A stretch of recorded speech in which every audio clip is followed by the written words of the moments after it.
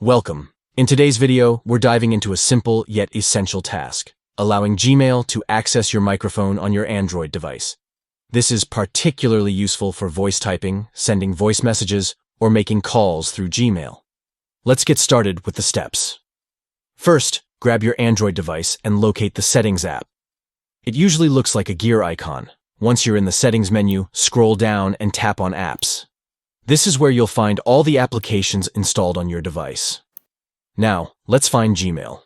Scroll through the list of apps and tap on the Gmail icon. You'll be taken to a new screen with various app details. Next, look for the Permissions option and tap on it. This is where you can manage what Gmail can access on your device. Now, you'll see a list of different permissions, including the microphone. Tap on Microphone to continue. Here comes the final step. You will see a few options regarding microphone access. To ensure Gmail can use your microphone properly, select Allow Only while using the app. This means that your microphone will be accessible when you're actively using Gmail, balancing convenience and privacy. And that's it. You've successfully allowed Gmail to access your microphone on your Android device. This will enhance your experience, making it easier to communicate effectively.